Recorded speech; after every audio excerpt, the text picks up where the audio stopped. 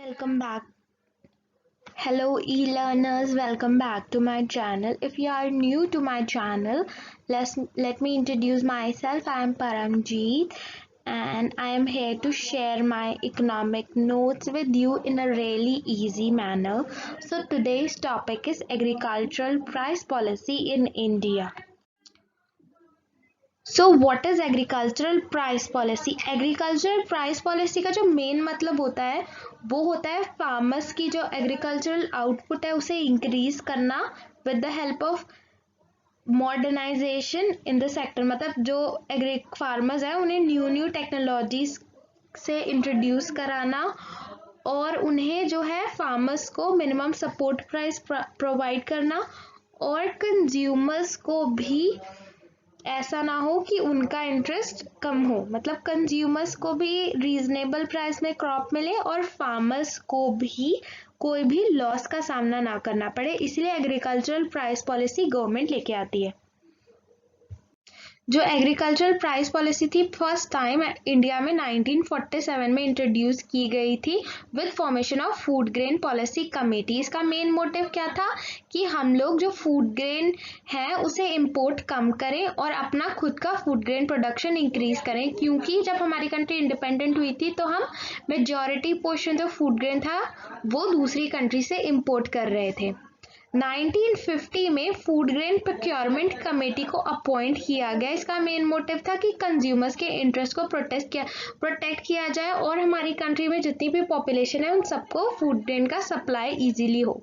1964 में clear cut policy आई जिसका main motive ये था कि फार्मर्स को इंसेंटिव प्राइस प्रोवाइड किया जाए। इन्होंने बहुत सारे मेजर्स को इंट्रोड्यूस किया, रिकमेंड किया, जिसमें था कि हर सिटी में, हर मेजर सिटी में राशनिंग को इंट्रोड्यूस किया जाए, लो प्राइस शॉप्स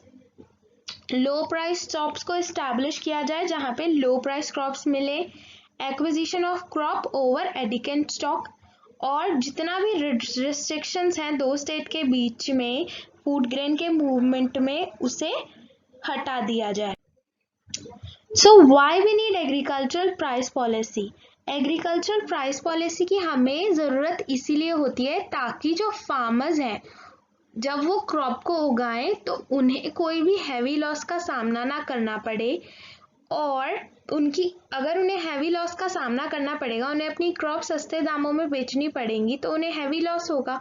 उसकी वजह से जो उनकी इनकम है वो रिड्यूस होगी। हो सकता है वो नेक्स्ट ईयर सेम क्रॉप ना कल्टीवेट करें या वो एग्रीकल्चरल सेक्टर ही छोड़ दें और दूसरा ऑक्यूपेशन अपना लें।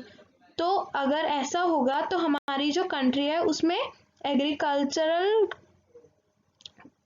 एग्रीकल्चरल गुड्स की सप्लाई कम हो जाएगी, डिमांड तो उतनी ही रहेगी, तो उसकी वजह से जो प्राइस है वो क्रॉप्स का इंक्रीज हो जाएगा और कंज्यूमर सफ़र करेगा।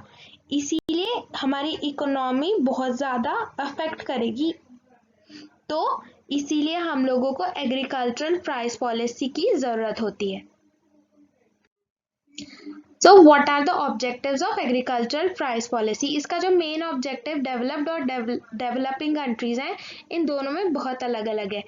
डेवलप्ड कंट्रीज में एग्रीकल्चरल प्राइस पॉलिसी का मेन ऑब्जेक्टिव होता है कि जो एग्रीकल्चरल इनकम है, फार्मर्स की जो इनकम है वो फॉल ना हो, और डेवलपिंग कंट्रीज में इसका मेन मोटिव होता है कि जो एग्रीकल्चरल प्रोडक्शन है वो इंक्रीज हो। So first point is to ensure relationship between price of food grains and agricultural goods.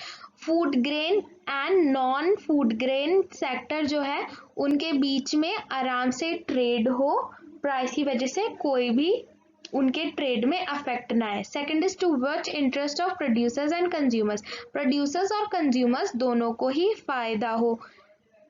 Third is relationship between price of crop. जितनी भी क्रॉप्स हैं उनका प्राइस सारी ज़्यादा फ्लक्चुएट ना और मिनिमम और मैक्सिमम के बीच में ही रहे। Fourth is to control seasonal fluctuation. जो साइक्लिक फ्लक्चुएशन होता है या सीजनल फ्लक्चुएशन होता है उसकी वजह से क्रॉप्स का जो प्राइस है वो कभी ज़्यादा ही ना बढ़ जाए या ज़्यादा ही कम ना हो जाए। In fifth is integrate the price. Regional imbalance की वजह से जो प्राइस ऑफ क्रॉप है उनमें ज़्यादा इम्बैलेंस ना हो, हर स्टेट हर रीजन में प्राइस का सेम ही प्राइस रहे, ये कोशिश की जाए। Sixth is stabilising the general price.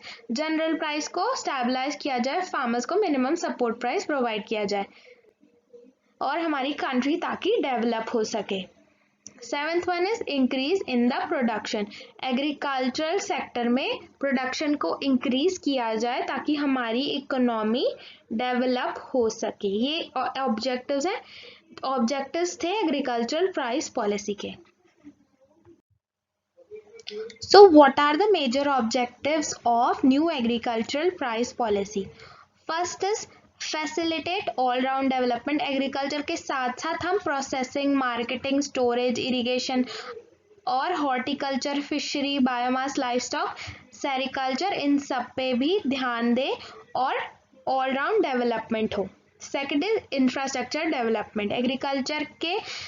Agriculture के अंडर आने वाले जितना भी इंफ्रास्ट्रक्चर है उन सब का डेवलपमेंट किया जाए by increasing the public investment.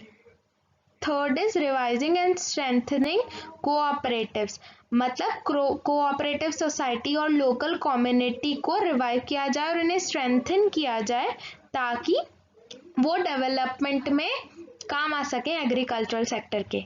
Fourth one is involvement of NGOs. NGOs को भी लार्ज स्केल पर इन्वॉल्व किया जाए एग्रीकल्चरल सेक्टर में ताकि वो डेवलपमेंट में हेल्प करे।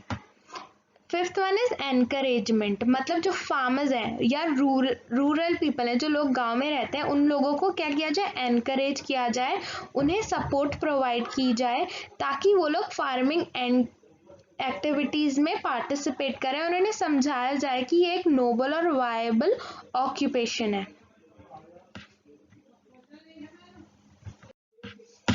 Now what are the features of new agricultural policy. अभी तो हमने ऑब्जेक्टिव्स पढ़े, अब हम फीचर्स के बारे में पढ़ रहे हैं। First one is rising capital formation.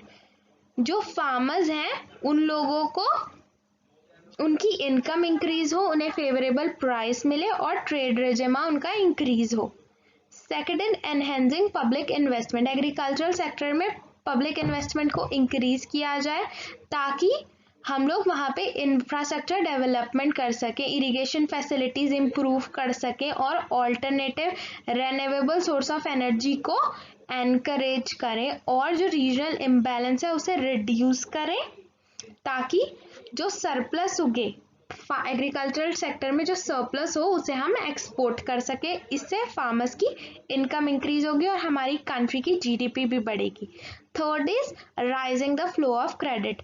Cooperative credit society की हेल्प से हम लोग एग्रीकल्चरल सेक्टर में फार्मर्स के बीच में क्रेडिट का फ्लो इंक्रीज कर सकते हैं। Fourth is improving agricultural market. Agricultural market को इम्प्रूव किया जाए, वहाँ पे स्टोरेज फैसिलिटीज को इंक्रीज किया जाए और एग्रो प्रोसेसिंग को भी इंक्रीज किया जाए।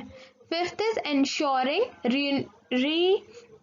रिन्यूमरेटिव prices. Sixth is raising agro export.